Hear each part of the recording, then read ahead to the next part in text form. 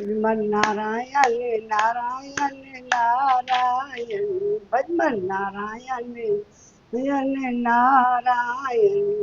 गोविंद मेरो है गोपाल मेरो है, श्री रागे बिहारी नंदलाल मेरो है। श्रीमन नारायण नारायण नारायण भजमन नारायण नारायण नारायण। हरे रामा राम राम हरे हरे, हरे कृष्णा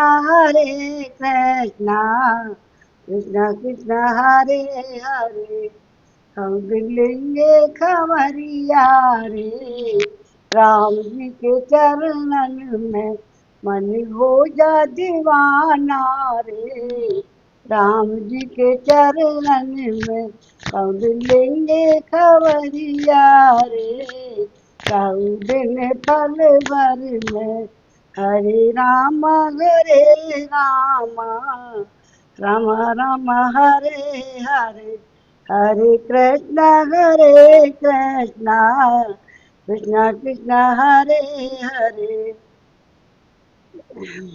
मन हो जा दीवाना रे। अब एक छोटा सा सुमरन करने भगवान का। अब हमें तो बिलाप चली गई, रावण मर गया है पिछले सर्ग में। अब स्त्रियां रोएंगी सब। रावण लंका में वो हाहाकार मचेगा, रोवराट मचेगी। थोड़ा सा छोटा सा ही भजन गाने। मैं तो जपू तुम्हारा नाम, बाकी तू जाने तेरा सुमिरन। मैं तो जपू तुम्हारा नाम, बाकी तू जाने तेरा सुमिरन। मेरा काम बाकी तू जाने, तू जाने का ना तू जाने, तू जाने का ना तू जाने। तेरे सहारे चलती नैया, तेरे सहारे चलती नैया। तू पतवार है तू ही खेलेगा, तू पतवार है तू ही खेवैया। तू पतवार है तू ही खेवैया। तेरा दामन लिया है थाम, बाकी तू जाने तेरा सुमरन। तेरा सुमरन मेरा काम, अरे तू जाने कल तू जाने, तू जाने कल तू जाने। क्यों उलझू माया बंधन में, क्यों उलझू माया बंधन में। हर दिन गुजरे श्याम तेरे संग में, हर दिन गुजरे श्याम तेरे संग में। तेरे संग तेरे नाम का पी लिया जाम, तेरे नाम का पी लिया जाम। बाकी तू जाने तेरा से मेरा ने मेरा काम, बाकी तू जाने, तू जाने कल तू जाने। श्याम रखो मुझे अपनी शरण में, श्याम रखो तुम्हें अपनी शरण में। सदा रहूं चरणों की छाँव में, सदा रहूं चरणों की छाँव। मैं तो करूं वहीं विश्राम, बाकी तू जाने, तू जाने काना तू जाने।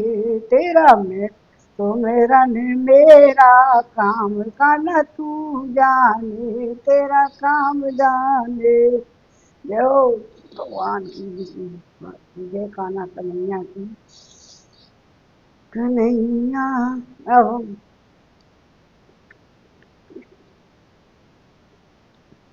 रावण की युद्ध कांड का, युद्ध कांड का 110वां सर्ग, रावण की स्त्रियों का विलाप। अब इसमें विलाप होगा। अब पढ़ने में जो सब कुछ, कोई भी मरे उसकी दिक्कत तो होती है। भगवान को भी बुरा लगा होगा वो तो। राक्षस था ना। महात्मा श्री रामनाथ जी के द्वारा रावण के मारे जाने का समाचार सुनकर शोक से व्याकुल हुई राक्षसियां अंतःपुर से निकल पड़ी। भार्यामाणा सुबह तो बेटनत्य क्षिति पास विमुक्त केस्य शोभार्ता गावो बत्स हताए। लोगों के बारंबार मना करने पर भी वे धरती की धूल में लौटने लगती थी। उनके केस खुले हुए थे और जिनके बछड़े मर गए हों उन गऊओं के समान ये शोक से आतुर हो रही थी। राक्षसों के साथ लंका के उत्तर दरवाजे से निकलकर भयंकर युद्ध भूमि में प्रवेश करके वे अपने मरे हुए पतियों को खोजने लगी। हा अरे पुत्र, हा नाथ की पुकार मचाती हुई वे सब की सब रणभूमि में, यहाँ बिना मस्तक के लाशें बिछी हुई थी, रक्त की कीच जम गई थी, सब और गिरती पड़ती भटकने लगी। उनके नेत्रों से आंसुओं की धारा बह रही थी। वे पति के शोक से बेसुध हो युद्ध पति के मारे जाने पर हथनियों की तरह करुण क्रंदन कर रही थी। उन्होंने महाकाय महापराक्रमी और महातेजस्वी रावण को देखा, जो काले कोयले की ढेर सा पृथ्वी पर मरा पड़ा था। रणभूमि की धूल में पड़े हुए अपने मृतक पति पर सहसा दृष्टि पड़ते ही वे कटी हुई वन की लताओं के समान उसके अंगों से पर गिर पड़ी। पत्नियां बहुत थी, एक मंदोदरी नहीं थी रावण की। उनमें से कोई तो बड़े आदर के साथ उसका आलिंगन करके, कोई पैर पकड़कर, कोई गले से रो नक्कर रोने लगी। कोई स्त्री अपनी दोनों भुजाएं ऊपर उठा पछाड़ कर खाकर गिरी और पछाड़ खाकर धरती पर लौटने लगी, तथा कोई मरे हुए स्वामी का मुख देखकर मूर्छित हो गई। कोई पति का मस्तक गोद में लेकर उसका मुंह निहारती और ओस कणों से कमल की भांति अश्रु बिंदुओं से पति के पुकार बिंदु को निहारती रोदन करने लगी। इस प्रकार अपने पति देवता रावण को धरती पर मर कर गिरा देख ये सब की सब आर्त भाव से उसे पुकारने लगी और शोक के कारण नाना प्रकार से विलाप करने लगी। ये निव्यत्रासित तक्रो ये वक्त्रासितो यमे ये वैष्णवरो राजा पुष्प के वियोजते गंधर्वा ऋणाम च सुराणाम या महात्मानाम बहन ये रणे दत्तम सोम चेते रणे नते। वे बोली, हाय जिन्होंने यमराज और इंद्र को भी भयभीत कर रखा था, राजाधिराज कुबेर को पुष्पक विमान छीन लिया था, तथा गंधर्व और ऋषियों और मन महामनुष्य देवताओं को भी रणभूमि में भय प्रदान किया था, वे ही हमारे प्राणनाथ आज हम इस सम्रागण में मारे जाकर सदा के लिए सो गए। हाय जो असुरों और देवताओं तथा नागों से भी भयभीत होना नहीं जानते थे, उन्हीं को आज मनुष्य से यह भय प्राप्त हो गया। जिन्होंने देवता दानव राक्षस भी नहीं मार सकता थे, वे ही आज एक पैदल मनुष्य के हाथ से मारे जाकर रणभूमि में सो रहे हैं। जो देवताओं और असुरों तथा वृक्षों के लिए भी अवरुद्ध थे, वे ही किसी निर्बल प्राणी के समान एक मनुष्य के हाथ से मृत्यु को प्राप्त हुए हैं।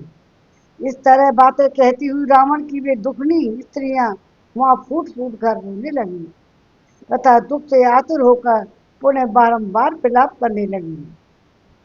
वे बोली, प्राणनाथ, आपने सदा इसकी बात बताने की सुहृदों की बात अनसुनी कर दी और अपनी मृत्यु के लिए सीता का अपहरण किया। इसका फल यह हुआ कि राक्षस मार गिराए गए और आपने इस समय अपने को रणभूमि में और हम लोगों को महान दुख के समुद्र में गिरा दिया है। आपके प्रिय भाई विभीषण आपको हित की बात बता रहे थे, तो भी आपने अपने वध के लिए उन्हें मोहवश कटु वचन सुनाए और उसी का यह फल प्रत्यक्ष दिखाई देता है। यदि निर्यातिता ते स्यात् सीता रामाय मैथिली नैन स्याद् दशनम होर्मिदं मूलरम है। यदि आपने मिथिलेश कुमारी सीता को श्री राम के पास लौटा दिया होता तो जड़ मूल सहित हमारा ये विनाश करने वाला ये महाघोर संकट हम पर नहीं पड़ता। सीता को लौटा देने पर आपके भाई विभीषण भी मनोरथ सफल हो जाता और सबको विधवा नहीं होना पड़ता। हमारे शत्रुओं की कामनाएं पूरी नहीं होती, परंतु आप ऐसे निष्ठुर निकले कि सीता की बलपूर्वक कैद कर लिया तथा राक्षसों को, हम स्त्रियों को और हम अपने आप को तीनों लोकों में भी एक साथ नीचे गिरा दिया, विपत्ति में डाल दिया। राक्षस शिरोमणि, आपका स्वेच्छाचार ही हमारी विनाश का कारण हुआ है। ऐसा प्रतीत ऐसी बात नहीं है कि देव सब सब कुछ करता कराता है। देव का मारा हुआ ही मारा जाता है या मरता है। महाभाव, इस युद्ध में बानरों का, राक्षसों का और आपका भी विनाश देव योग से ही हुआ है। संसार में फल देने के लिए उन्मुख हुए देव की अथवा शक्ति से भी नहीं परख सकता। इस प्रकार राक्षस राज की सभी स्त्रियां दुख से पीड़ित हो आंखों में आंसू भरकर दीन भाव से कुरीरी की भांति विलाप करने लगी। 110वां सर्ग पूरा हुआ। नारायण नारायण नारायण, भजमन नारायण नारायण नारायण, मंगले भवने मंगल हारी, उमा सहित जपत पुरारी, दीन दयाल वृद संभारी, हरो नाथ मम संकट भारी। अब वाल्मीकि रामायण में बहुत सी चीजें नई हैं। रामायण में विभीषण ने नहीं बताया है वाल्मीकि रामायण में कि राम जी को अमृत कुंड नाभि में, लेकिन उनके सारथी ने बताया कि ब्रह्मा जी देवेंद्र का भेजा हुआ सारथी ने बताया कि ब्रह्मास्त्र मारो लगाओ। ये और मेघनाथ मेघनाथ ने उनको राम लक्ष्मण दोनों को कहते मूर्छित किया था, मरे की समान कर दिया था दोनों ने। लेकिन मारा मेघनाथ ने शक्ति नहीं लगाई है रामायण में। रामायण में किसने लगाई है? रावण ने। लक्ष्मण को शक्ति रावण ने लगाई थी वाल्मीकि रामायण में। ये अंतर देख रहा तुलसीदास जी के में तो मेघनाथ लगा था शक्ति। अब ये पता चलेगा आगे पढ़ेंगे जब हमने पहली बार पढ़े। इस प्रकार राक्षस रात की सभी स्त्रियां दुख से पीड़ित हो आंखों में आंसू भरकर दीन भाव से पुर्र की भांति विलाप करने लगी। 110वां सर्ग पूरा हो गया। अब मंदोदरी का विलाप, रावण के सबका दाह संस्कार होगा।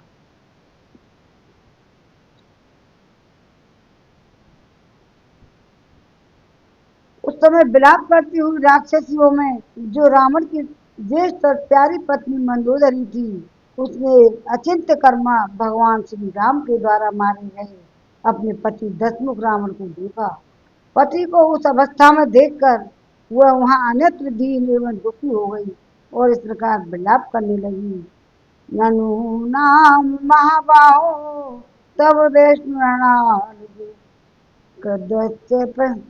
क्रुद्धस्य प्रमुखे स्वथुम स्थातुम तृत्यति पुरंदर। महाराज कुबेर के छोटे भाई महाबाहु राक्षस राज, जब आप क्रोध करते थे उस समय इंद्र भी आपके सामने खड़े होने में भय खाते थे। बड़े बड़े ऋषि मुनि और यशस्वी गंधर्व और चारण भी आपके डर से चारों दिशा में भाग जाते थे। वही आप आज युद्ध में एक मानव मात्र राम से परास्त हो गए और राजन, क्या आपको इसकी लज्जा नहीं आती? ए राक्षेश्वर, बोलिए तो सही, यह क्या बात है? आपने तीनों लोगों को जीतकर अपने को संपत्तिशाली और महापराक्रमी बनाया था। आपके वेग को सह लेना किसी के लिए संभव नहीं था, फिर आप जैसे वीर को एक वनवासी मनुष्य ने कैसे मार डाला? आप ऐसे देश में विचरते थे जहाँ मनुष्यों की पहुंच नहीं हो सकती थी। आप इच्छानुसार रूप धारण करने में समर्थ थे, तो भी युद्ध में राम के हाथ से आपका विनाश हुआ। यह संभव तथा अथवा विश्वास के योग्य नहीं जान पड़ता। युद्ध के मुहाने पर सब ओर से विजय पाने वाले आपकी राम के द्वारा जो पराजय हुई है, यह श्री राम का काम है, ऐसा मुझे विश्वास नहीं होता, जबकि आप उन्हें निरा मनुष्य समझते रहे,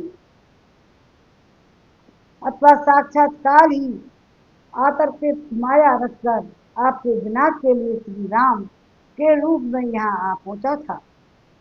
महाबली भी, अथवा यह भी संभव है कि साक्षात इंद्र ने आप पर आक्रमण किया हो, परंतु इंद्र की क्या शक्ति है जो युद्ध में वे आपकी ओर आंख उठाकर भी देख सकें, क्योंकि आप महाबली, महापराक्रमी और महातेजस्वी देव शत्रु थे। जागते में महायोगी परमात्मा सनातन है, अनादि मध्य निधनो मैं परमो मान, तुमसे परमो जाता सप्त चक्र गदाधर, श्री भक्त वक्षा नित्य श्री रज्जभ्य शाश्वतो ध्रुव, मनुतम रूप मास्था विष्णु सत्य पराक्रम है, सर्व है परिणतो देव देवई वानर पावितहि सर्वलोकेश्वर महामल्लोकनाम, हित काम्याम ते राक्षस परिवारम देव शत्रु भयाम। निश्चय ही ये श्री रामचंद्र जी महान योगी एवं सनातन परमात्मा हैं। इनका आदि मध्य अंत नहीं है। ये महान से भी महान ज्ञान अंधकार से परे तो सबको धारण करने वाले परमेश्वर हैं, जो अपने हाथ में शंख चक्र गदा धारण करते हैं, जिनके वक्त से तलवती वत्स का चिन्ह है, भगवती लक्ष्मी जिनका कभी साथ नहीं छोड़ती, जिन्हें परास्त करना सर्वथा असंभव है, जो नित्य स्थिर और संपूर्ण लोकों के अधीश्वर हैं, उन सत्य पराक्रमी भगवान विष्णु ने ही समस्त लोकों को हित करने की इच्छा से मनुष्य का रूप धारण करके वानर रूप में प्रकट हुए संपूर्ण देवताओं के साथ आकर राक्षसों सहित आपका वध किया है, क्योंकि आप देवताओं के शत्रु समस्त संसार के लिए भयंकर थे। नाथ, पहले आपने अपनी इंद्रियों को जीतकर ही तीनों लोकों पर विजय पाई थी। उस बैर को याद रखती हुई थी इंद्रियों ने ही सब अब आपको परास्त किया है। जब मैंने सुना कि जनस्थान में बहुतेरे राक्षसों के घिरे होने पर भी आपके भाई खर को श्री राम ने मार डाला है, तभी मुझे विश्वास हो गया कि रामचंद्र जी कोई साधारण मनुष्य नहीं है। जिस लंका नगरी में देवताओं का भी प्रवेश होना कठिन था, वही जब हनुमान जी बलपूर्वक घुस आए और उसी समय हम लोग भावी अनिष्ट की आशंका से व्यथित हो उठी थी। मैंने बारंबार प्राणनाथ कहा, प्राणनाथ आप रघुनाथ जी से बैर विरोध मत कीजिए, परंतु आपने मेरी बात नहीं सुनी और उसी का आज यह फल मिला है। हे राक्षस राज, आपने अपने ऐश्वर्य का, शरीर का, स्वजनों का विनाश करने के लिए ही अक्षमा सीता की कामना की थी। दुर्मते भगवती सीता अरुंधति और रोहिणी से भी बढ़कर पतिव्रता है। वे वासुदा की भी वसुधा और श्री की भी श्री हैं। आप अपने स्वामी के प्रति अनन्य अनुराग रखने वाली और सबकी पूजनीय उन सीता देवी का तिरस्कार करके आपने बड़ा अनुचित कार्य किया था। सीतां सर्वगान बद्धामि मरण्डे विजले तुवाम्, आन्यत्या तु ताम दीनः सद्दनाम स्वदूषणम्, अप्राप्य तं चैव कामं मैथिली संगम, कृतं पतिव्रतास्तास्य पसा नूनम दग्धोऽसि मे प्रभो। मेरे प्राणनाथ, सर्वांग सुंदरी शुभ लक्षणा सीता निर्जन वन में निवास करती थी। आप छल से उन्हें दुख में डालकर यहाँ घर लाए, ये आपके लिए बड़े कलंक की बात हुई है।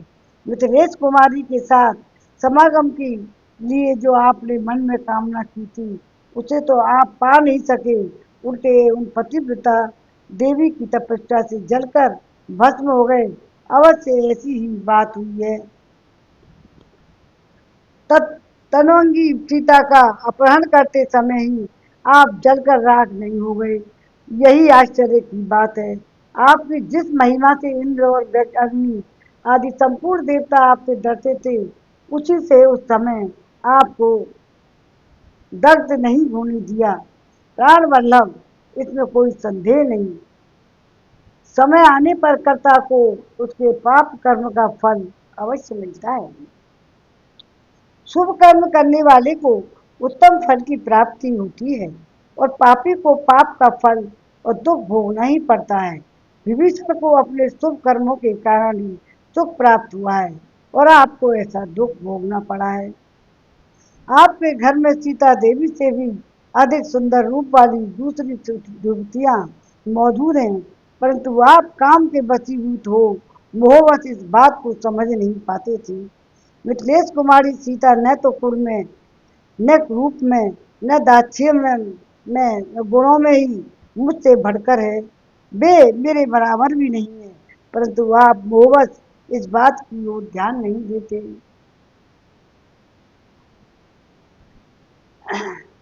देते थे। संसार में कभी किसी भी प्राणी की मृत्यु अकारण नहीं होती है। इस नियम के अनुसार मिथिलेश कुमारी सीता आपकी मृत्यु का कारण बन गई। आपने सीता के कारण होने वाली मृत्यु को स्वयं ही दूर से बुला लिया और मिथिलेश नंदिनी सीता अब शोक रहित तो श्री राम के साथ प्यार करेगी। परंतु मेरा पुण्य बहुत थोड़ा था, इसलिए वह जल्दी ही समाप्त हो गया और मैं शोक के घोर में घोर समुद्र में गिर पड़ी हूँ। वीर, जो मैं विचित्र वस्त्राभूषण धारण करके अनुपम शोभा से संपन्न हो मन के अनुरूप विमान द्वारा आपके साथ कैलाश, मद्राचल, मेरु पर्वत, चैत्र चैत्र रथ वन और संपूर्ण देव देव दानों में विहार करती हुई नाना प्रकार के देशों को देखती फिरती थी, वही मैं आज आपका वध हो जाने पर समस्त काम भोगों की से वंचित हो गई। मैं वही रानी मंदोदरी हूँ, किंतु आज दूसरी स्त्री के समान हो गई हूँ। राजाओं की चंचल राजलक्ष्मी को धिक्कार है।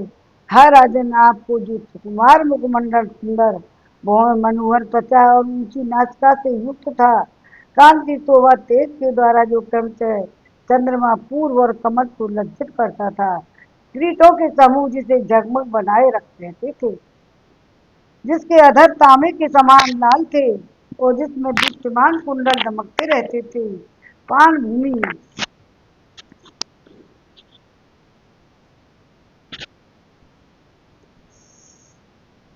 नाचिका से युक्त कांति भूमि तेज के द्वारा चंद्रमा सूर्य और कमल को लज्जित करता था, किरीट के समूह जैसे जगमग बनाए रखते रहते थे, उसके अधर तांबे के समान लाल थे, जिसमें दीप्तिमान कुंडल चमकते रहते थे, पान भूमि में जिसके नेत्र नशे से व्याकुल और चंचल देखे जाते थे, जो नाना प्रकार के गजबे धारण करता था, मनोहर सुंदर तथा मुस्कुराकर मीठी मीठी बातें किया करता था, वही आपका मुखार बिंदास शोभा नहीं पा रहा है। हे प्रभु, वह श्री राम के सहायकों से विदीर्ण हो खून की धारा से रंग गया है। इसका मेरा और मस्तिष्क छिन्न भिन्न हो गया है। रथ की धूल से इसका रूप रुक्षता आ गई है।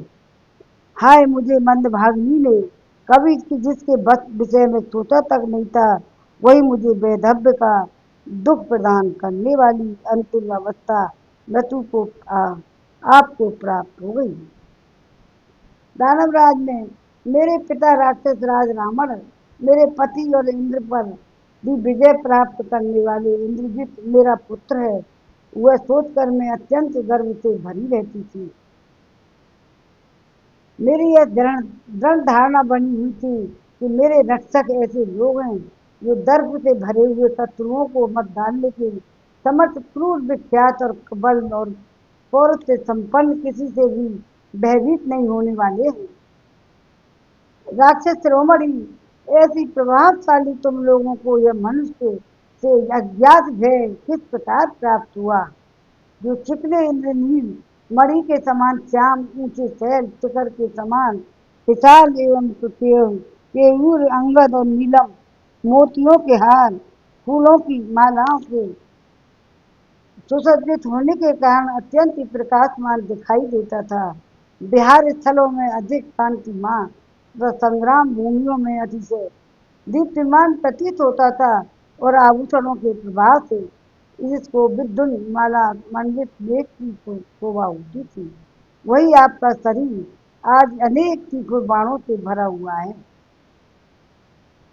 अतः आप यद्यपि आज से फिर इसका स्पर्श मेरे लिए दुर्लभ हो जाएगा, तथापि इन बाणों के कारण मैं इसका आलिंगन नहीं कर पाती हूँ। राजन, जैसे शाही को देह कांटों से भरी होती है, उसी प्रकार आपके शरीर में इतने बाण लगे हैं कि कहीं एक अंगुल भी जगह नहीं रह गई है। ये सभी बाण मर्म स्थानों में धस गए हैं और उनसे शरीर का स्नायु बंधन छिन्न भिन्न हो गया है।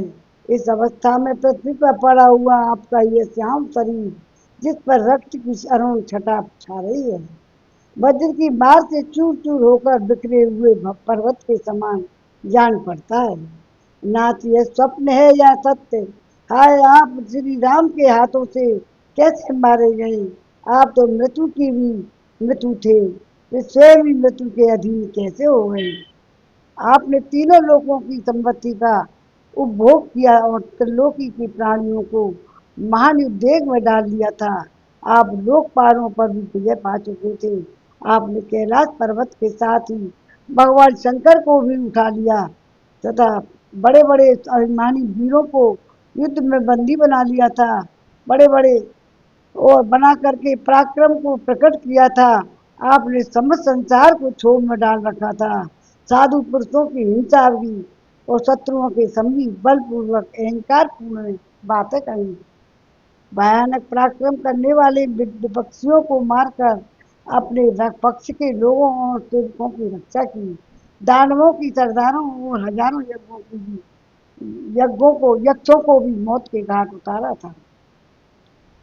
आपने सम्रांगण में निवात कवच नामक दानवों का भी दमन किया। बहुत से यज्ञ नष्ट कर डाले। आत्मीय जनों के सदा ही रक्षा की। बहुत दुख होता है जब सुनते हैं बेचारी कितना क्रंदन कर रही है, दुखी हो रही है। मंदोदरी ने तो समझाया भी था बहुत, वो किसी की नहीं मान। काल जब आता है ना तो बात कोई की नहीं मानता है। काल जब उसके ऊपर खेलता है, विनाश काले विपरीत बुद्धि आती है।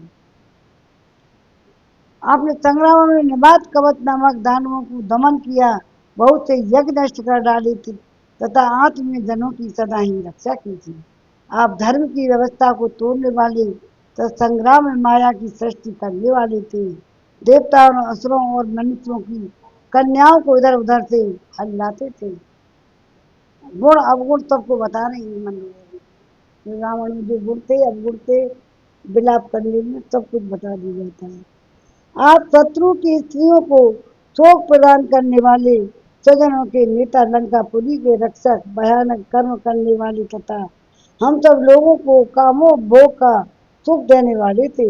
ऐसे प्रभावशाली तथा रसियों में श्रेष्ठ अपने प्रियतम पति को श्री रामचंद्र जी के द्वारा धराशायी किया गया देख कर भी जो मैं अब तक इस शरीर को धारण कर रही हूँ, प्रियतम के मारे जाने पर भी जी रही हूँ, यह मेरी पाषाण हृदयता का परिचायक है। राक्षस राज, आप तो बहुमूल्य पलंगों पर शयन करते थे, फिर यहाँ धरती पर धूलि में लिपटे हुए क्यों सो रहे हो? जब लक्ष्मण ने युद्ध में मेरे बेटे इंद्रजित को मारा था, उस समय मुझे गहरा आघात पहुंचा था और आज आपका वध होने से तो मैं मार ही डाली गई। अब मैं बंधुजनों से हीन, आप जैसे स्वामी रहित, काम भोगों से वंचित होकर अनंत वर्षों तक शोक में डूबी रहूंगी। हे राजन, आज आप जिस अत्यंत दुर्गम एवं विशाल मार्ग पर गए हैं, वही मुझे दुखिया को भी ले चलिए। मैं आपके बिना जीवित नहीं रह सकूंगी। हाय, मुझे असहायता असहाय को यहीं छोड़कर आप क्यों अन्यत्र चले जाना चाहते हैं? मैं दीन अभागी होकर आपके लिए रो रही हूँ। आप मुझसे बोलते क्यों नहीं? हे प्रभु, आज मेरे मुंह पर घूंघट नहीं है। मैं नगर नगर द्वार से पैदल ही चलकर यहाँ आई हूँ। इस दशा में मुझे देखकर आप क्रोध क्यों नहीं करते हैं? आप अपनी स्त्रियों से बड़ा प्रेम करते थे। आज आपकी सभी स्त्रियां नाच छोड़कर पर्दा हटाकर बाहर निकल आई हैं। इन्हें देखकर आपको क्रोध नहीं क्यों नहीं आता? नाथ आपकी किरत सहस्त्री तथा मंदोदरी आज अनाथ होकर विलाप कर रही है। आप इसे आश्वासन क्यों नहीं देते अथवा अधिक आदर क्यों नहीं करते? राजन, आपने बहुत ही उन ललनाओं को जो गुरुजनों की सेवा में लगी रहने वाली धर्मपरायण तथा सतीव्रता थी, विधवा बनाया, उनका अपमान किया। अतः उस समय उन्होंने शोक से संतप्त होकर आपको श्राप दे दिया था। तो उसी का यह फल है कि आपको शत्रु एवं मृत्यु के अधीन होना पड़ा है। महाराज, पतिव्रताओं के आंसू इस पृथ्वी पर व्यर्थ नहीं गिरते। यह कहावत आपके ऊपर प्राय ठीक ठीक घटी है। राजन, आप तो अपने तेज से तीनों लोगों को आक्रांत करके अपने को बड़ा सूरवीर मानते थे। फिर भी पराई स्त्रियों को चुराने का यह नीच काम आपने कैसे किया? माया में मृग के बहाने श्री राम को आश्रम से दूर हटाया, लक्ष्मण को भी अलग किया। उसके बाद आप श्री राम पत्नी सीता को चुरा कर यहाँ ले आए। यह कितनी बड़ी कायरता है! युद्ध में कभी आपने कायरता दिखाई हो यह मुझे याद नहीं पड़ता, परंतु भागते फिरते उस दिन सीता का हरण करते समय निश्चय ही आप में कायरता आ गई थी, जो आपके निकट विनाश की सूचना दे रही थी। महाबाहो, मेरे देवर विभीषण सत्यवादी भूत और भविष्य की ज्ञाता वर्तमान को भी समझने में कुशल हैं। उन्होंने हर कर लाई हुई मिथिलेश कुमारी सीता को देखकर मन ही मन कुछ विचार किया और अंत में लंबी सांस छोड़कर कहा, अब प्रधान प्रधान राक्षसों के विनाश का समय उपस्थित हो गया है। उनकी यह बात ठीक निकली। काम और क्रोध उत्पन्न आपके आसक्ति विषय दोष के कारण यह सारा ये सर्व नष्ट हो गया और जड़मूल का नाश करने वाला ये महान अनर्थ प्राप्त हुआ है। आज आपने समस्त राक्षस कुल को अनाथ कर दिया। आप अपने बल और पुरुषार्थ के लिए विख्यात थे, अतः आपके लिए शोक करना मेरे लिए उचित नहीं है। तथापि स्त्री स्वभाव के कारण मेरे हृदय में दीनता आ गई है। आप अपना पुण्य और पाप साथ लेकर अपनी वीरोचित गति को प्राप्त हुए। आपको विनाश में मैं महान दुख में पड़ गई हूँ, इसलिए बारंबार अपने ही लिए शोक करती हूँ।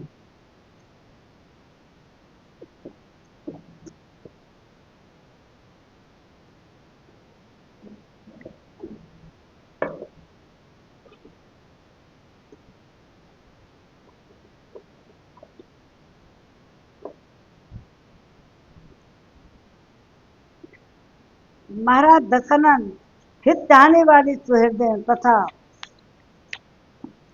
बंधुओं से भी आपने संपूर्ण हित की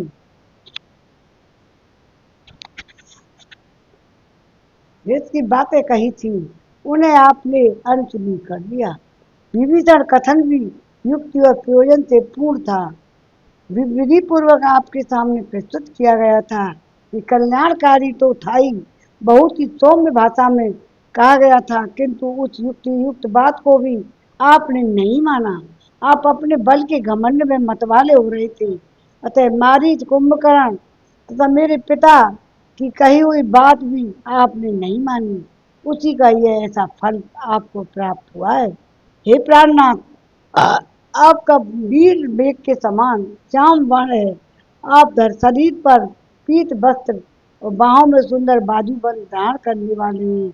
आज खून से लथपथ हो अपने शरीर को सब ओर से छितरा कर यहीं क्यों सो रहे हैं? मैं शोक से पीड़ित हो रही हूँ। आप गहरी नींद में सोए हुए पुरुष की भांति सोए पुरुष की भांति कि मेरी बात का जवाब नहीं दे रहे हैं। नाथ, ऐसा क्यों हो रहा है? मैं महान पराक्रमी युद्ध कुशल समर भूमि में पीछे न हटने वाले सोमाली नामक राक्षस की दोहत्री नातिन हूँ। आप मुझसे बोलते क्यों नहीं हैं? राक्षस राज उठिए, उठिए, श्री राम के द्वारा आपका नूतन पराभव किया है, तो भी आप सो कैसे रहे हैं? आज ही ये सूर्य की किरणें लंका में निर्भय होकर प्रविष्ट हुई हैं। वीरवर, आप समर भूमि में आज जिस सूर्य तुल्य तेजस्वी परिख के द्वारा शत्रुओं का संहार किए करते थे, वज्रधारी इंद्र की वज्र की भांति जो सदा आपके द्वारा पूजित किया पूजित था हुआ करता, और रणभूमि में बहुसंख्यक शत्रुओं के कारण प्राण देने वाला था, जिसे सोने के जाली से विभूषित किया गया था। आपका यह परे श्री राम के बाणों से सहस्त्रों टुकड़ों में विभक्त होकर इधर उधर बिखरा पड़ा है। प्राणनाथ, आप अपनी प्यारी पत्नी की भांति रणभूमि का आलिंगन करके क्यों सो रहे हैं, और किस कारण से मुझे अप्रियसी मानकर मुझसे बोलना तक नहीं जा चाहती? कितना विलाप हो रहा है। मंदोदरी की अकेले ही इतना विलाप कर रही है। मंदोदरी ने तो रावण को बहुत समझाया था, मानी सीता को छोड़ दो, पहुंचा दो अपने स्थान पर, राम को वापस कर दो, पर नहीं माने। इस प्रकार विलाप करती हुई मंदोदरी के नेत्रों में आंसू भरे हुए थे। उसका हृदय स्नेह से द्रवीभूत हो रहा था। वह रोती रोती सहसा मूर्छित हो गई और उसी अवस्था में रावण की छाती पर गिर पड़ी। रावण के वक्ष स्थल पर मंदोदरी की वैसी ही शोभा पा रही थी, जिस संध्या को डाली से रंगे हुए बादलों में दीप्तिमती विद्युत चमक रही। उसकी बातें उसकी सौतें भी शोक से अत्यंत आतुर हो रही थी। उन्होंने उसे उसे अवस्था में देखकर उठाया और स्वयं भी रोते रोते जोर जोर से विलाप करती हुई मंदोदरी को धीरज बंधाया। वे बोली, महारानी, क्या आप ये नहीं जानती कि संसार का स्वरूप अस्थिर है? दशा बदल जाने पर राजाओं की लक्ष्मी स्थिर नहीं रहती। उनके ऐसा कहने पर मंदोदरी फूट फूट कर रोने लगी। उस समय उसके दोनों स्तन उज्जवल मुख आंसुओं से नहा उठे। इसी समय श्री रामचंद्र जी ने विभीषण से कहा, इन स्त्रियों को धैर्य बंधाओ और अपने भाई का दाह संस्कार करो। यह सुनकर बुद्धिमान विभीषण श्री राम को अभिप्राय जानने के उद्देश्य से बुद्धि से सोच समझदार कर उनसे यह धर्म और अर्थ से युक्त विनयपूर्ण कर बात कही। भगवान, जिसने धर्म और सदाचार का त्याग कर दिया था, जो क्रूर निर्दयी और असत्यवादी पराई स्त्री का स्पर्श करने वाला था, उसका दाह संस्कार करना मैं उचित नहीं समझता हूँ। सबके अहित में संलग्न रहने वाला यह रावण भाई के रूप में मेरा शत्रु था। यद्यपि ज्येष्ठ होने से ये गुरुजनोचित गौरव के कारण मेरा यह पूज्य था, तथापि यह मुझसे सत्कार पाने योग्य नहीं है। श्री राम मेरी यह बात सुनकर संसार के मनुष्य मुझे क्रूर अवश्य कहेंगे, परंतु जब रावण के दुर्गुणों को सुनेंगे तब सब लोग मेरे इस विचार को उचित ही बताएंगे। यह सुनकर धर्मात्माओं में श्रेष्ठ रामचंद्र जी बड़े प्रसन्न हुए। वे बातचीत करने में प्रवीण थे, अतः बातों का अभिप्राय समझने वाले विभीषण से इस प्रकार बोले, राक्षस राज, मुझे तुम्हारा भी तो प्रिय करना है, क्योंकि तुम्हारे ही प्रभाव से मेरी जीत हुई है। अवश्य ही मुझे तुमसे उचित बात करनी चाहिए। अतः सुनो, अर्धमान रथ संयुक्त कामम प्रवेश निशाचर है, तेजस्वी बलवान चलो संग्राम सीता नित्य थे। यह निशाचर भले ही अधर्मी असत्यवादी रहा हो, परंतु संग्राम में सदा ही तेजस्वी बलवान तथा शूरवीर रहा है। सुना जाता है कि इंद्र आदि देवता भी उसे परास्त नहीं कर सके। समस्त लोगों को रख उड़ाने वाला रावण बल पराक्रम से संपन्न तथा महान महामनीषी था। मैं बनने तक ही रहता है, मरने के बाद उसका अंत हो जाता है। कोई भी शत्रु हो, लेकिन वो जब तक जिंदा रहता है, जब तक शत्रुता रहती है, मरने के बाद बैर भी खत्म हो जाता है। ये भगवान ने अपने मुंह से कहा है। ये मरने तक ही रहता है, मरने के बाद उसका अंत हो जाता है। अब हमारा प्रयोजन भी सिद्ध हो चुका है, अतः इस समय जैसे यह तुम्हारा भाई है वैसे ही मेरा भी है, इसलिए इसका दाह संस्कार करो।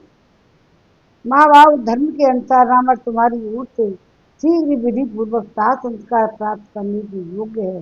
ऐसा करने से तुम यश के भागी होंगे। श्री रामचंद्र जी के वचन को सुनकर विभीषण युद्ध में मारे गए अपने भाई रावण के दाह संस्कार की शीघ्रतापूर्वक तैयारी करने में लगे। राक्षस राज विभीषण ने लंकापुर में प्रवेश करके रावण के अग्निहोत्र को शीघ्र ही विधि पूर्वक समाप्त किया। इसके बाद तकट, लकड़ी और अग्निहोत्र की अस्थियां अग्नियों को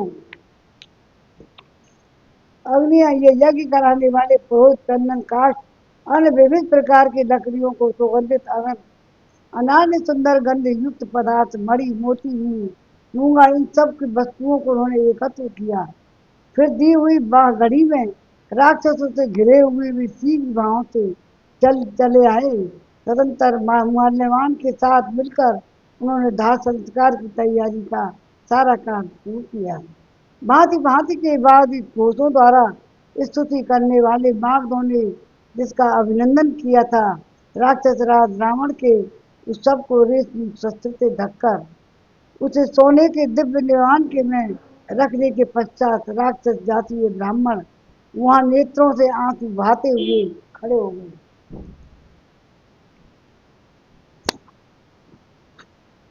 उस शिविका को विचित्र पताकाओं तथा फूलों से सजाया गया था, जिससे वह विचित्र शोभा धारण करती थी।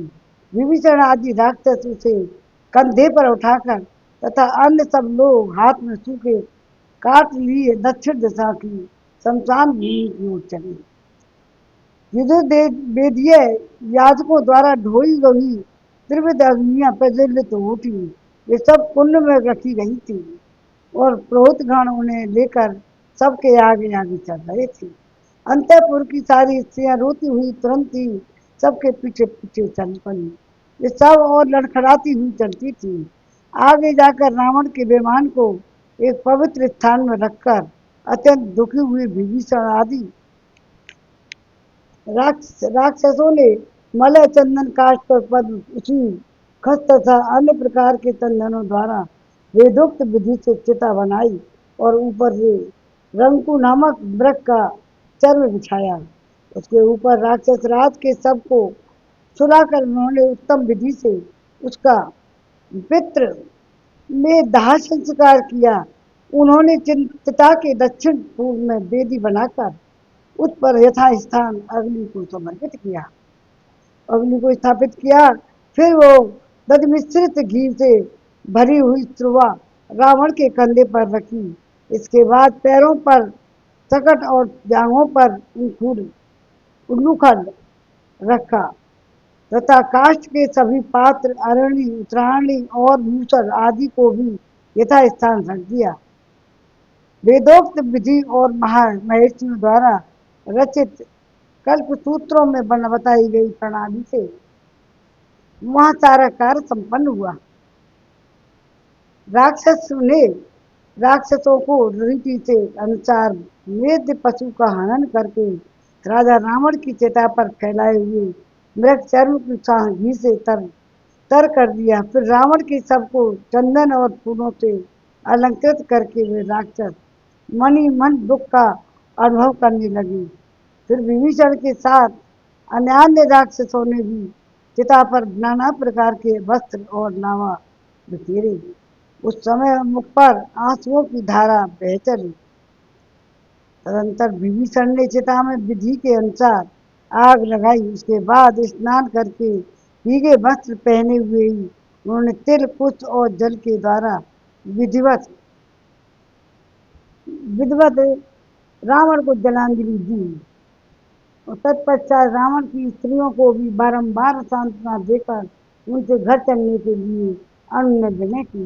महल में चलो या विभीषण का आदेश सुनकर ये सारी स्त्रियां नगर में चली गई। स्त्रियों के पुरी में प्रवेश करने पर जाने पर राक्षस राज विभीषण श्री रामचंद्र जी के पास आकर विनीत भाव से खड़े हो गए।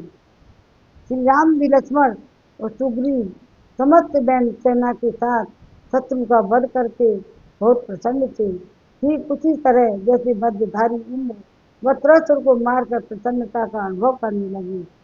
तदंतर इंद्र के दिए हुए धनुष बाण और विशाल कवच को त्याग कर शत्रु का दमन कर देने के कारण रोज को भी छोड़कर शत्रु सुगन श्री राम ने शांत भाव धारण कर लिया।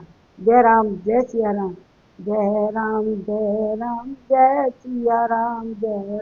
जय राम जय सिया राम। जय राम जय राम जय जय राम। 111 मतलब पूरा हुआ युद्ध कांड था। और युद्ध कांड के बाद दूसरे कांड आएंगे, अभी तो चल ही रहा है। तो 1 से 12 में पढ़ेंगे, थोड़ा सा भगवान का भजन हो जाए। श्रीमन नारायण नारायण नारायण, भजमन नारायण नारायण नारायण, नारायण नारायण नारायण।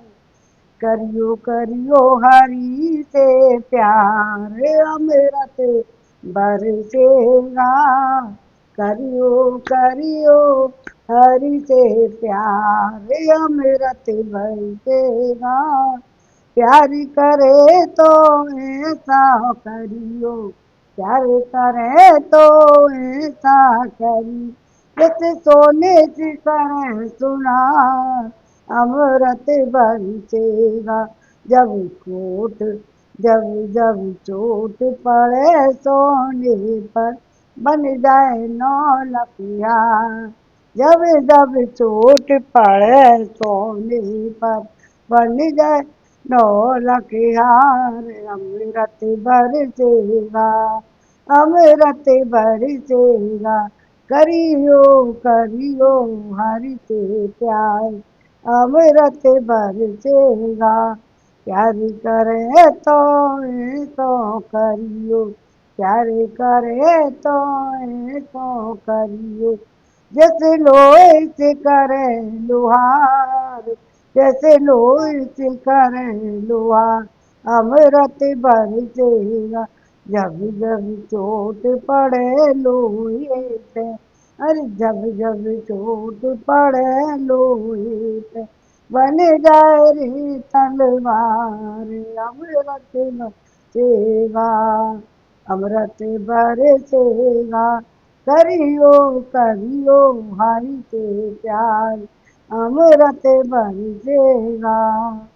प्यार करे तो करियो, प्यार करे तो करी, जैसे खेत से करे किसान, जैसे खेत से करे किसान।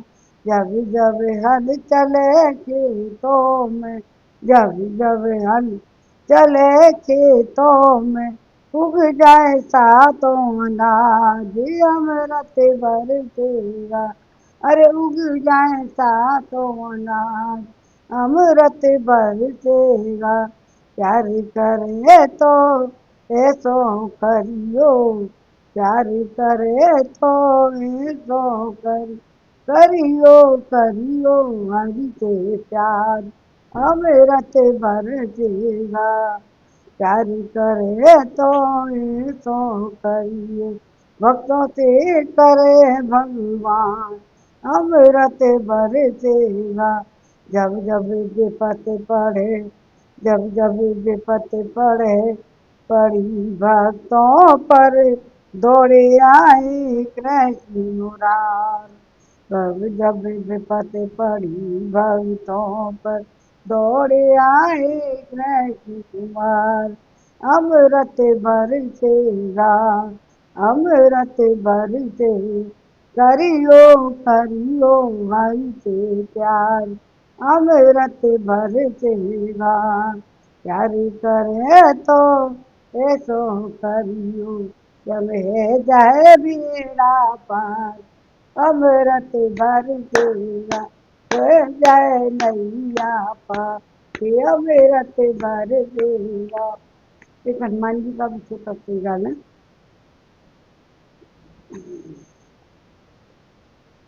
नहीं राम मेरा नाम है बजरंगी, मैं हूँ राम लखन का संगी।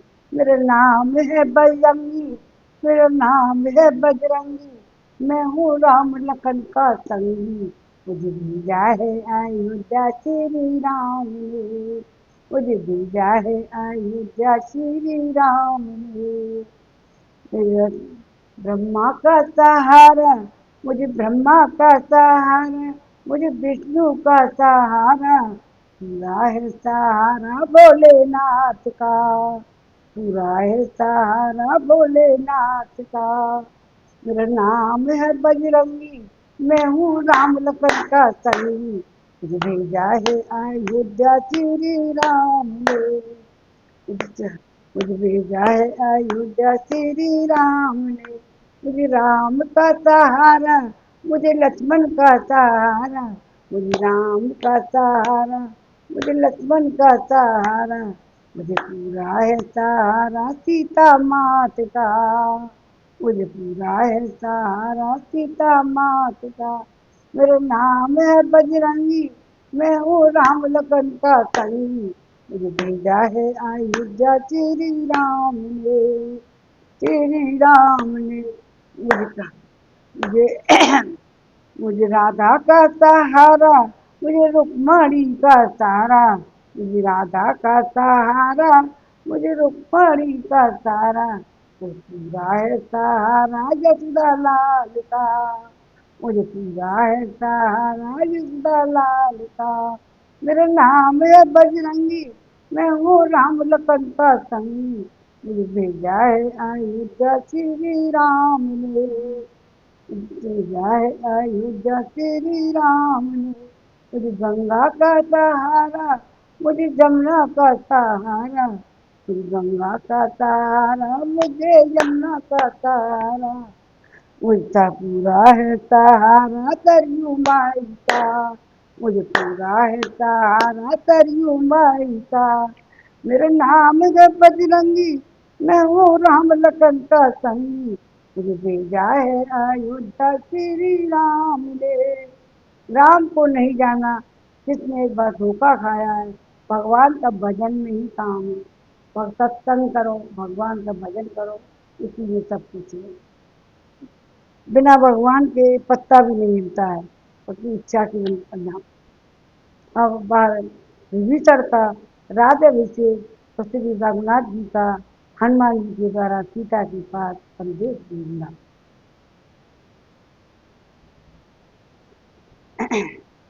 अब देवता गंधर्व दानवगण रावण वध का दृश्य देखकर उसी की शुभ चर्चा करते हुए अपने अपने विमान से अपने स्थान से पहुंच गए। रावण के भयंकर वध, श्री रघुनाथ जी के पराक्रम के चारों वानरों के उत्तम युद्ध, सुग्रीव की मंत्रणा, लक्ष्मण और श्री हनुमान जी की श्री राम के प्रति भक्ति, उन दोनों के पराक्रम, सीता के पति पातिव्रत्य और हनुमान जी के पुरुषार्थ की बातें कहते हुए वे महाभारत देवता जैसे आए थे उसी तरह प्रसन्नता पूर्वक चले गए। इसके बाद महाभाव भगवान श्री राम ने इंद्र के दिए हुए दिव्य रथ को, जो अग्नि के समान दैदीप्यमान था, ले जाने की आज्ञा देकर माताली का बड़ा सम्मान किया। माताली माताली उसी ने बताया था भगवान को, श्री राम को, कि ब्रह्मास्त्र मारो तब ये रावण बनेगा। विभीषण ने नहीं बताया कि मैं वाल्मीकि रामायण। तब इंद्र सारथी मातली श्री रामचंद्र जी की आज्ञा से दिव्य रथ पर बैठकर पुनः दिव्य लोक को ही चलेंगे। मातली के रथ सहित देव लोक को चले जाने पर रथियों में से श्री राम ने बड़ी प्रसन्नता के साथ सुग्रीव को हृदय से लगा लिया। सुग्रीव का आलिंगन करने के पश्चात जब उन्होंने लक्ष्मण की ओर दृष्टि डाली, लक्ष्मण ने उनके चरणों में प्रणाम किया, फिर बानर सैनिकों से सम्मानित हो वे सेना की छावनी लौट आए।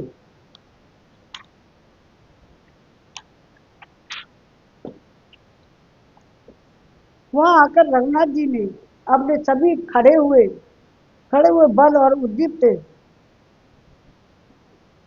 उद्दीप्त तेज से संपन्न सुमित्रा ने लक्ष्मण से कहा, सौम्य, अब तुम लंका में जाकर इन विभीषण का राजाभिषेक करो, क्योंकि ये मेरे प्रेमी भक्त और पहले उपकार करने वाले हैं।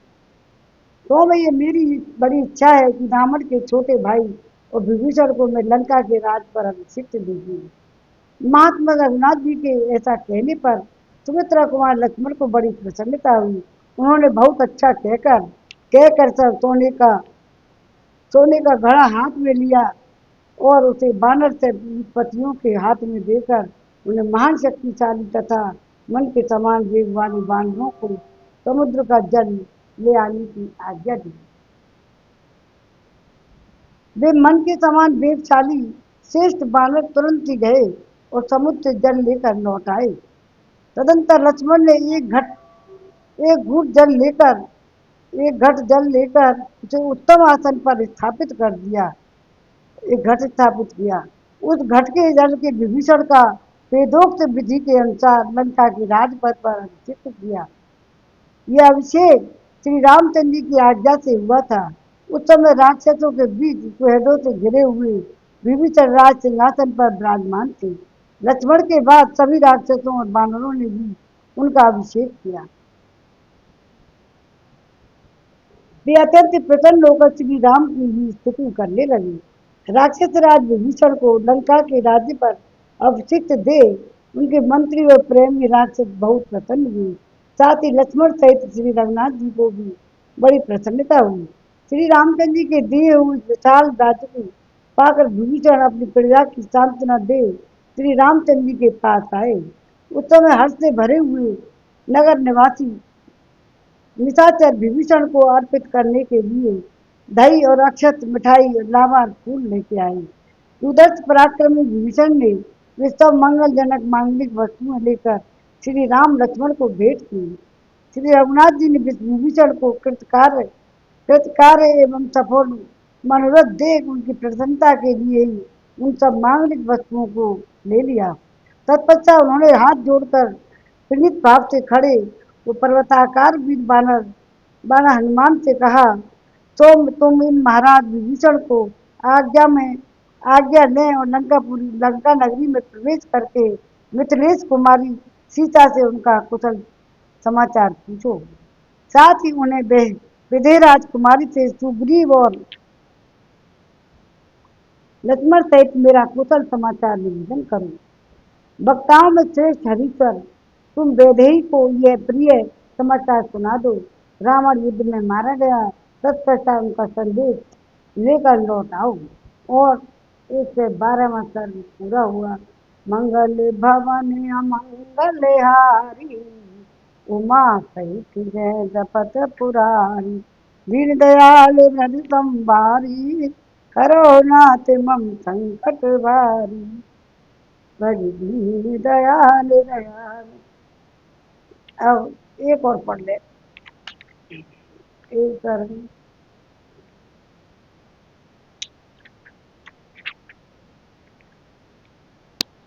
हनुमान जी का सीता जी से बातचीत करके लौटना और उनका संदेश श्री राम को सुनाना।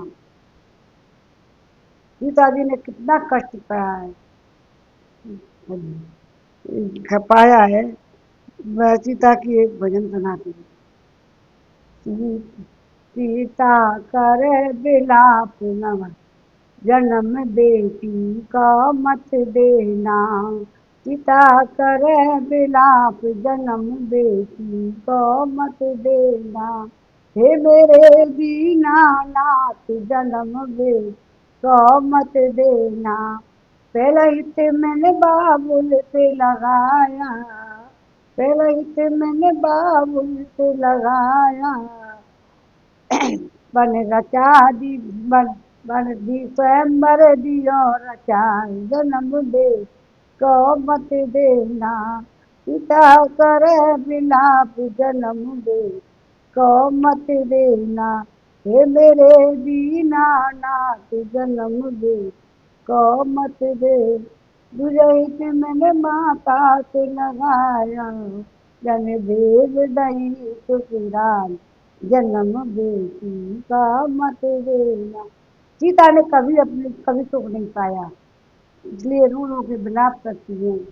तो तीसरा तीसरा हित मैंने सासुल से लगाया, मैंने सासुल से लगाया, वन मांग लिए वरदान, जन्म बेटी को मत देना। पिता करे विलाप जन्म बेटी को मत देना।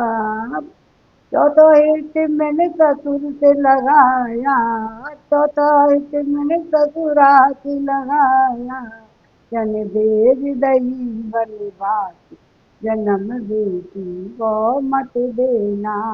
पिता करे विलाप जन्म बेटी को मत देना।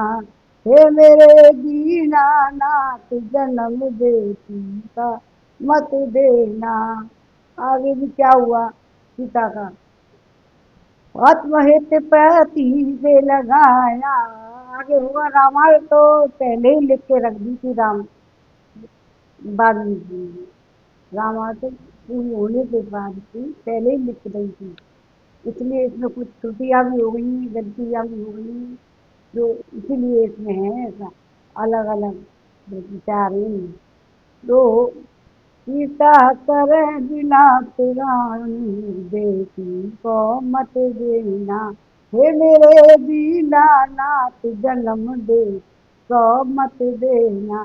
पाँच हित मैंने पति से लगाया, पाँच हित मैंने पति से लगाया, पर घर घर से दही निकाल बजन, जन्म बेटी को मत दीना।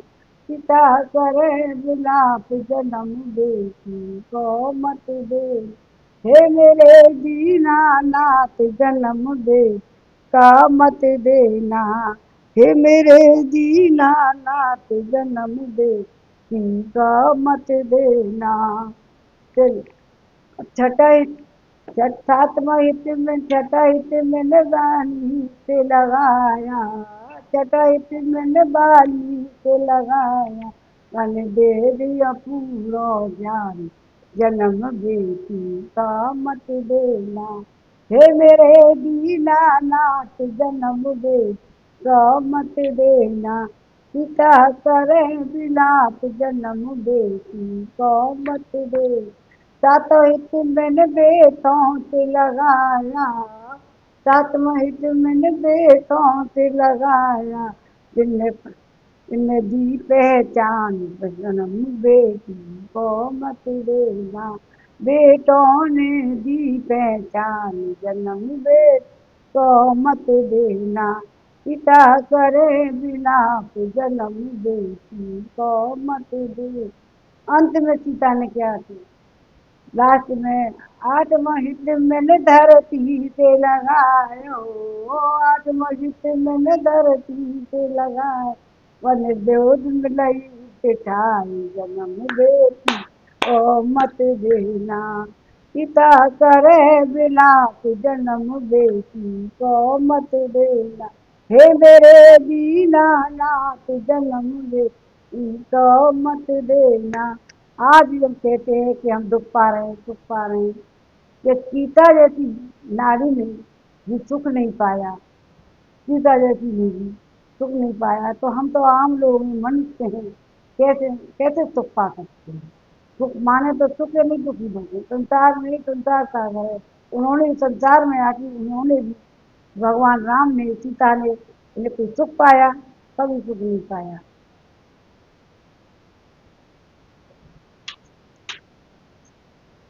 अब एक 13वां सर्ग, हनुमान जी का सीता जी से बातचीत करके लौटना और उनका संदेश श्री राम को सुनाना। भगवान राम श्री राम का ये संदेश आदेश पाकर पवन पुत्र हनुमान ने निशाचरों से सम्मानित होते हुए लंकापुरी में प्रवेश किया। पुरी में प्रवेश करके उन्होंने विभीषण से आज्ञा मांगी।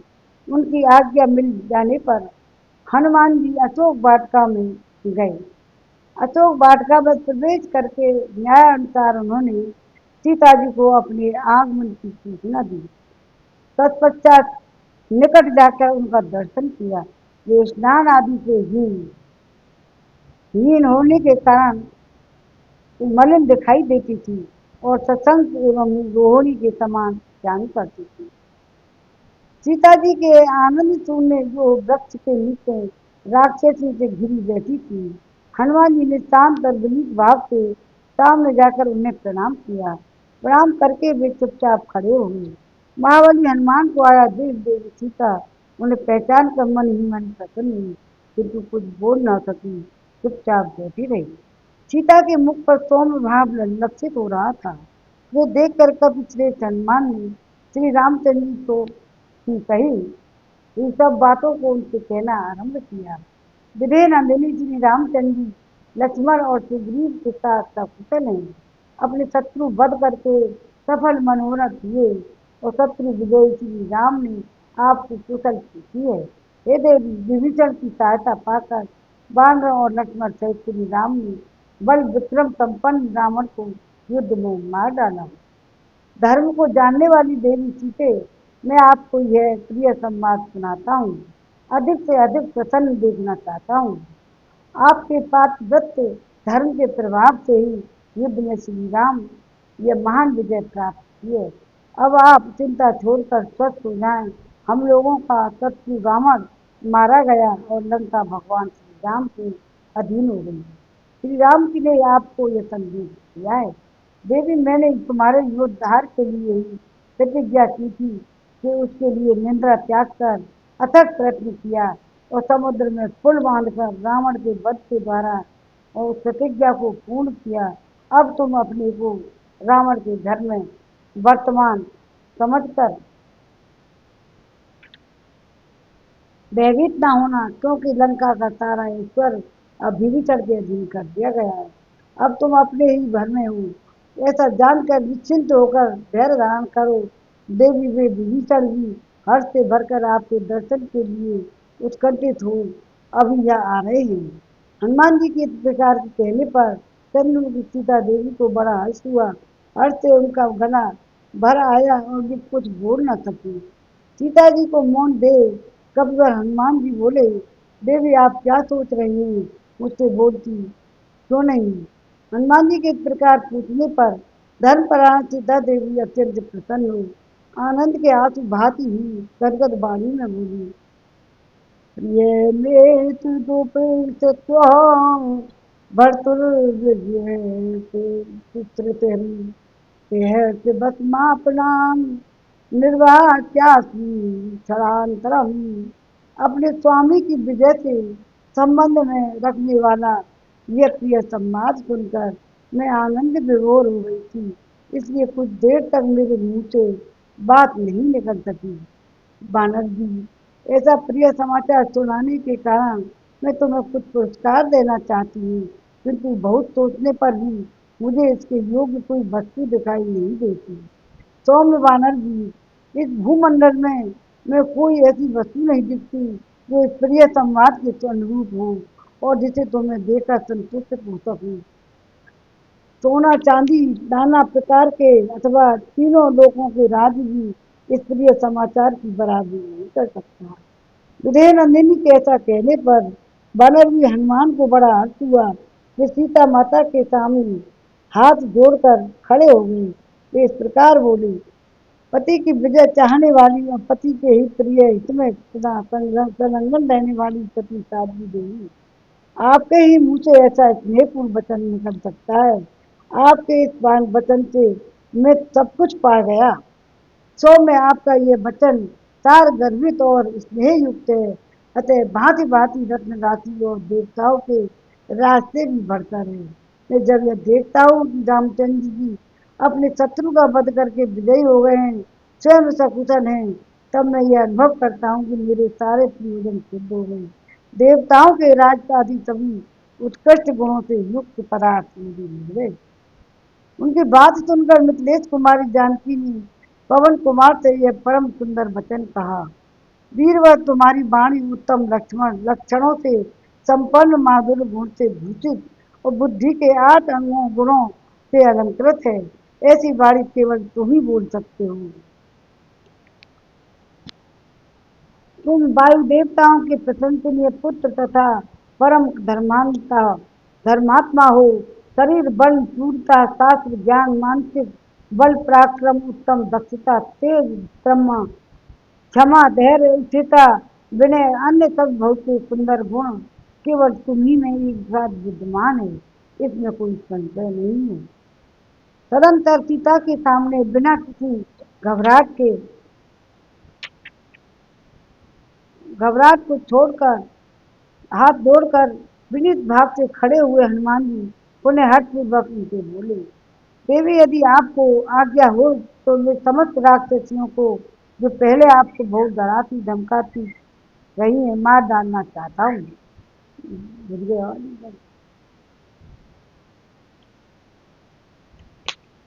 मार डालना चाहता हूँ। आप जैसी पतिव्रता देवी अशोक वाटिका में बैठकर कलेश भोग रही थी। ये भयंकर रूप एवं आचार से युक्त अत्यंत क्रूर दृष्टि वाली ये विकराल मुखी क्रूर राक्षसियां आपको बारंबार कठोर वचनों द्वारा डांटती फटकारती रही थी। रावण की आज्ञा से ये जैसी जैसी बातें आपको सुनाती थी आदमी उन सबको मैंने यहाँ रहकर सुना है। वे सबकी सब विकराल विकट आकार वाली क्रूर और अत्यंत दारुण है। उनके नेत्र और केसों से क्रूरता टपकती है।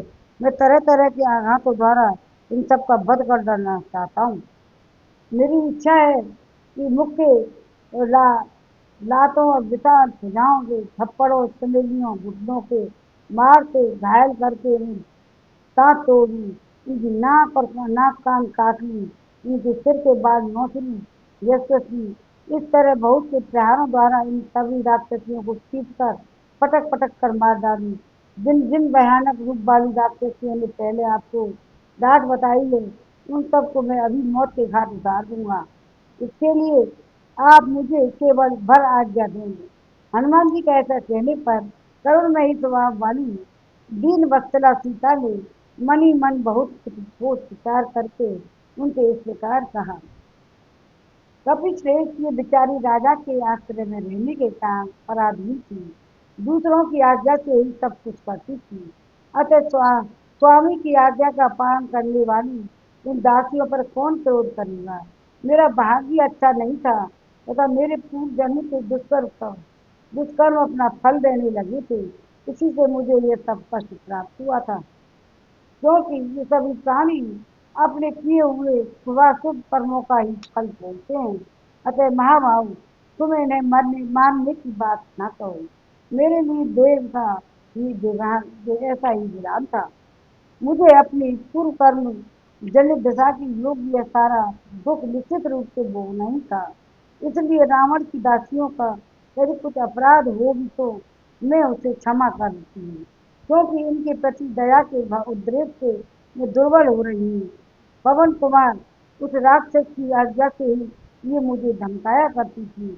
जब से ये मारा गया है तब से ये बेचारी मुझ पर मुझसे कुछ नहीं कहती। उन्होंने डराना धमकाना छोड़ दिया। बानर भी इस विषय में एक पुराना धर्म सम्मत श्लोक है।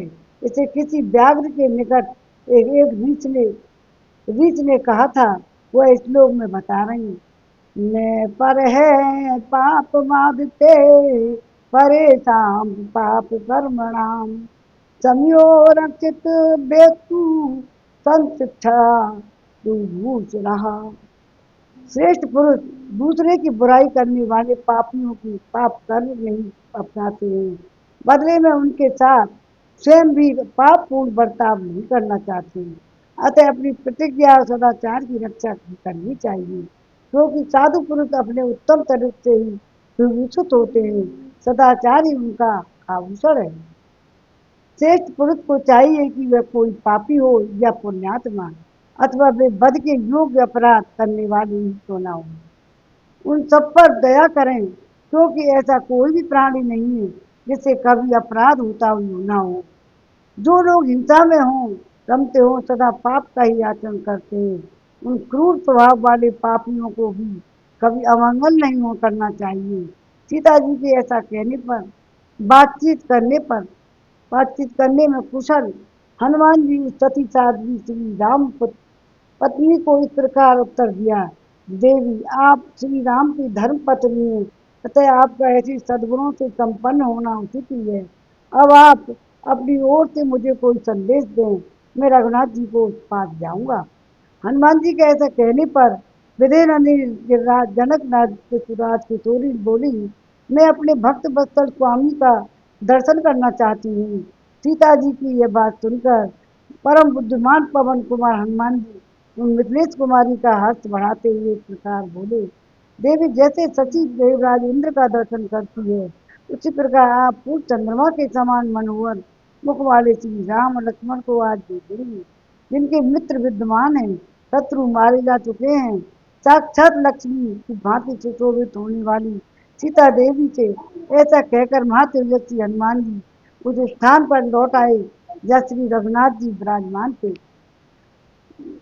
अरे वहां से लौटते हो कपिवर हनुमान जी देवराज इंद्र की तुल्य तेजस्वी श्री रघुनाथ जी से जनक राज किशोरी सीता जी का दिया हुआ उत्तर क्रम से कह सुनाया, जय राम जय सिया राम। इस तेरे में सर्व पूरा हुआ। मंगल भवन मंगल हारी, जब दशरथ अजर बिहारी, दिल दयाल ब्रज संभारी, हरो नाथ मम संकट भारी।